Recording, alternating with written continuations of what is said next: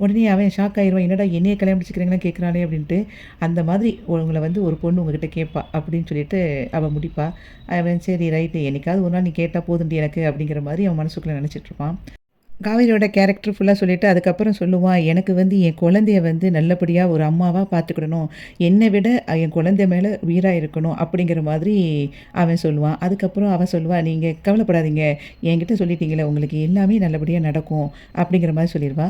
கிச்சன்ல வந்து அம்முகிட்ட வந்து அவங்க அம்மா பேசிட்டுருப்பா. "உங்க பிரின்சிபல் மேடம் ஏன் இப்படி பேசுனாங்க? தேவையில்லாம பேசிட்டு இருக்காங்க." அப்படி சொல்லி சொல்லும்போது, குழந்தை சொல்லுவா, "ஆமா, அவங்க வந்து ஒரு வேலையும் பார்க்க மாட்டாங்க. அவங்க பாட்டுக்கு சும்மா தான் இருப்பாங்க. கிளாஸ்ல பாடம் எடுக்கிறது கூட எங்க மிஸ்ஸு தான். அவங்க எதுவுமே பண்ண மாட்டாங்க." அப்படி சொல்லும்போது, அவங்க அம்மா சொல்லுவா, "ஆமா, மத்தவங்க எல்லாரும் வேலைய சரியா பண்றாங்களா இல்லையான்னு பார்த்துட்டு மட்டும் போக வேண்டியதானே? அ நம்மலாம் குடும்பமா இப்படி ஒற்றுமையா இருக்கிறது அவங்களுக்கு என்னத்துக்கு கண்ணு உறுத்துதுன்னு?" சொல்லும்போது, "நம்மலாம் ஒரே ஃபேமிலி தானே." அப்படி சொல்லும்போது, அவ சொல்லுவா குழந்தை, "அப்பலாம் நம்மலாம் ஒரே ஃபேமிலியா பாட்டி?" அப்படின்னு சொல்லி கேட்பா. "ஆமாடா அம்மு, நான் உனக்கு பாட்டி" அப்படின்னு சொல்லி சொல்லுவா. "அப்ப நீங்க பாட்டி அப்படின்னனா, காவேரி மிஸ் எனக்கு யாரு?" அப்படின்னு சொல்லி குழந்தை கேட்பா. உடனே அவ அப்படியே யோசிச்சு சொல்லுவா, "உனக்கு காவேரி மிஸ் அம்மா மாதிரிம்மா" அப்படின்னு சொல்லி சொல்லுவா. "அம்மா மாதிரியா? எனக்கு தான் அம்மா ஏற்கனவே இருக்காங்கல்ல" அப்படின்னு சொல்லி சொல்லுவா குழந்தை. உடனே குழந்தைகிட்ட வந்து அவ சொல்லுவா, காவேரி மிஸ் வந்து உனக்கு அம்மாவா இருந்தாங்கன்னா, கடைசி வரைக்கும் உன் கூட எப்பவுமே இருப்பாங்க.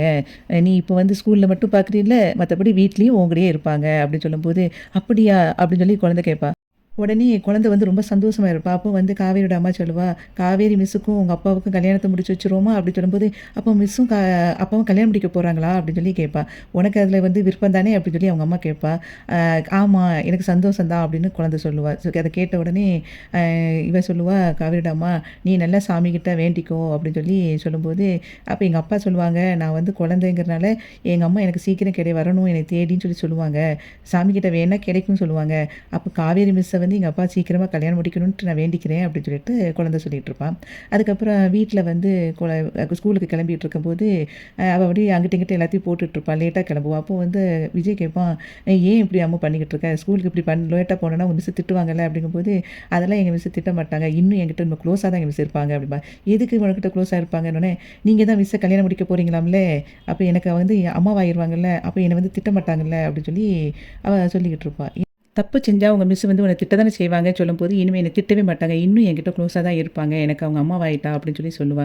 உடனே இவன் யார் உனக்கு இதெல்லாம் சொன்னா? அப்படின்னு சொல்லி கேட்கும்போது, நீங்களும் மிஸ்ஸும் கல்யாணம் முடிக்க போறீங்களாப்பா? அப்படின்னு சொல்லி கேட்பா. உனக்கு யார்டா இத சொன்னா? அப்படிங்கும்போது, சாரதா பாட்டி தான் சொன்னாங்க அப்படின்னு சொல்லும்போது, அவன் அப்படியே சிரிச்சுட்டு இருப்பான்.